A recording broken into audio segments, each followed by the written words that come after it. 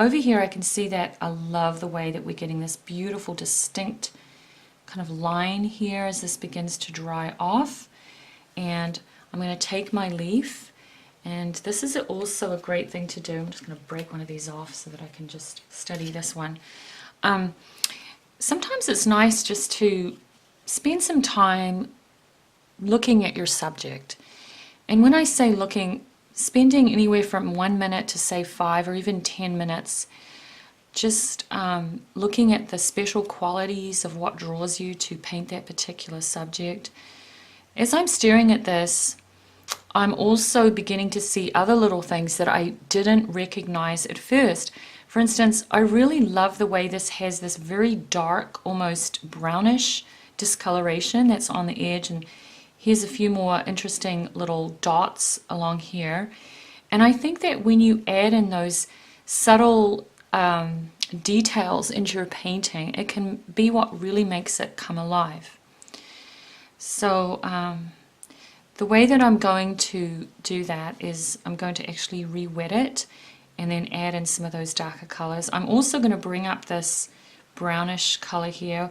It could do with being a little bit more red, and that's what I'm going to re-wet it again and just drop the color in. Also, I'm liking what I'm seeing on the stem because it has a yellowish green, but if you turn it over, has this beautiful red, almost like a pinkish red on one side, and I really want to be able to show that in my painting. I also think this is really interesting, the way there's this little stubby part here, and I want to be able to show that. So I'm going to lay that down here on my paper and start working on that. So this is the time when you're working on some of those details, especially on something like a stem, you want to pull out your number 1 or 2 round brush for that. I'm going to go ahead and just use clear water.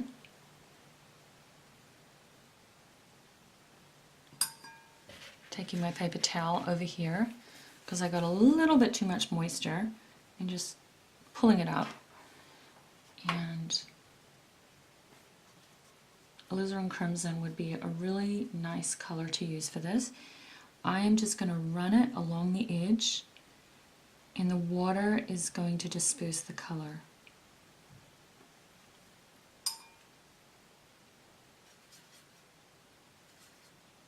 Some burnt umber.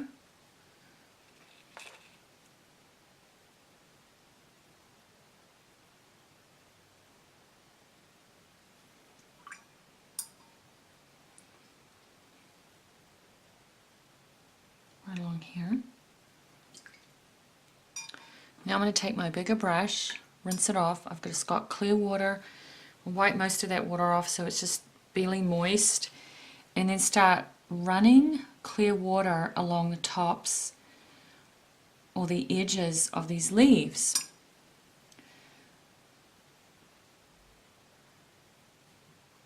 Grab some here of alizarin crimson and just go ahead and start dropping that color in.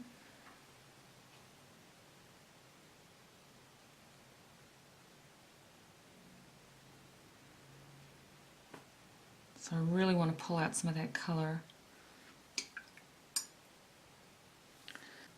So some of this alizarin crimson is collecting along the edge, which is exactly what I want it to do. While it's still nice and wet, I'm going to go ahead and reach for some of this burnt sienna. Burnt sienna is a wonderful color. It's a reddish brown, so it's perfect for when you're painting leaves. So I've taken a lot of really thick color. This almost feels like cream when I take it out of the well, and I'm going to go ahead and use the tip of the brush and then just push some of the paint into the edge. High concentration of color, and you can see how in certain spots I'm laying that down, and that just really helps give that feeling of it being an autumn leaf with all those beautiful different bright reds and browns that we often see. Notice how I didn't run the color along the entire edge, but I just kind of hinted at certain places. I like that randomness, and you'll find that when you approach a painting like that, nature itself is very random. And for instance, why don't we just take a look at this leaf? there are different blotches of color that are darker in this area, and it's real random. This edge here is really dark brown, then over here it's not so dark, and all of a sudden we get this really dark area right along the leaf. And so that's exactly what I want in my painting, is to capture something that is not real rigid, but splashes of color just along the edge here.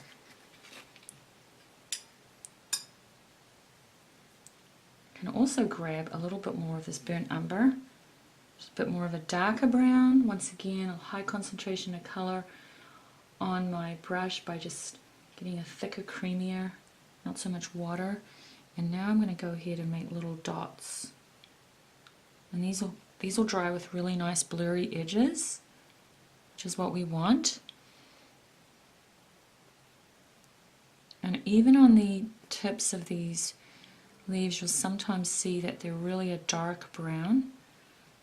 So I'm going to put some of that on here.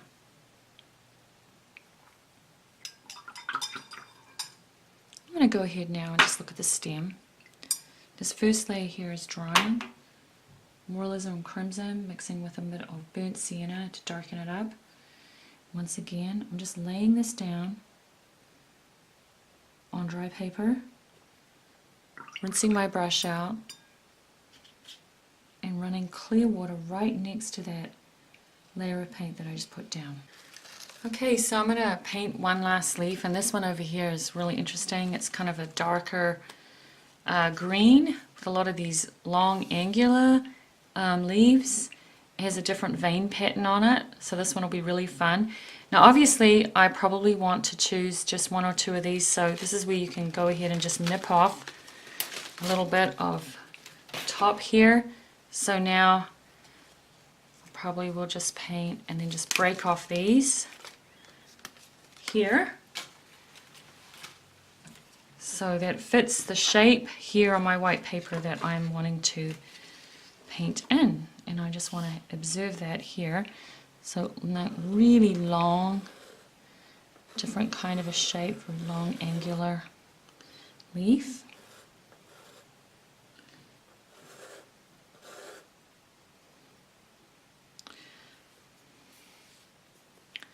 And I'm actually going to paint in one that's kind of underneath it.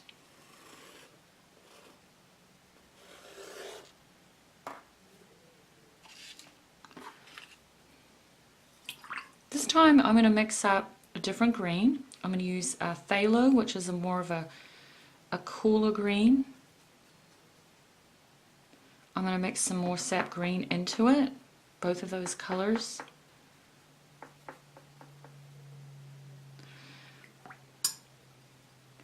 And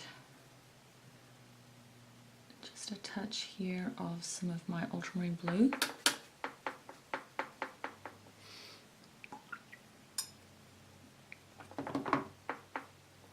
Go ahead and work directly on the paper.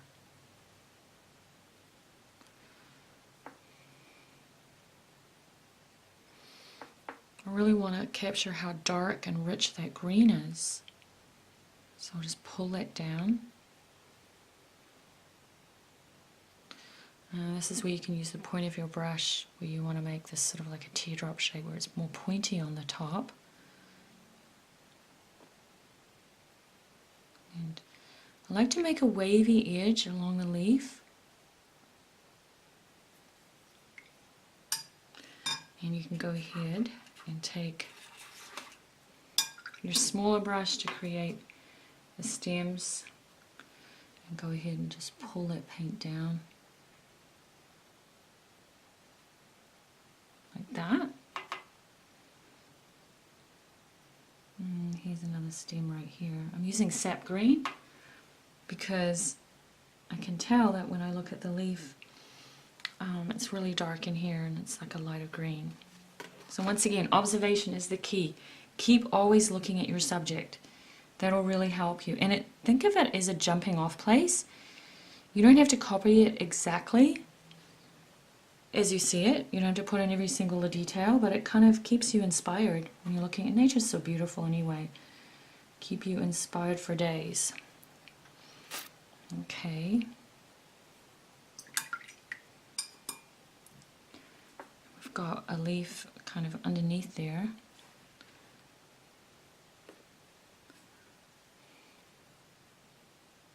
It's kind of two leaves together.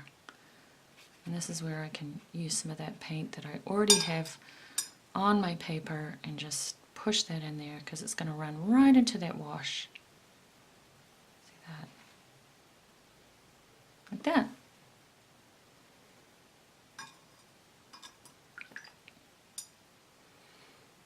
Great opportunity now to use that carving in technique using the back of my brush. Same with this one. I'm going to grab a little bit of burnt umber now. Let's put a little bit of that on the stem.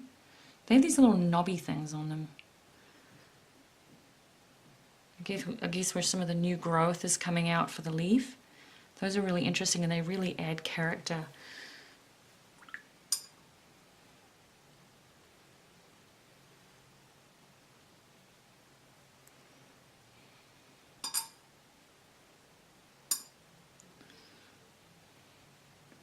So I'm almost finished with these now.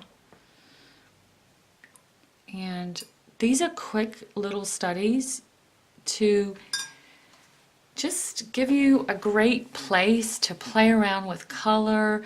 You're going to be learning so much. You're going to be learning how to mix color, how to work with wet and wet techniques, how to incorporate something new like where we scratched in. And I just feel like these don't have to be, super finished paintings. They're more of a place of exploration and just having fun. And you can do pages of these, just exploring all different kinds of varieties. And once again, really loved the Hanimal paper.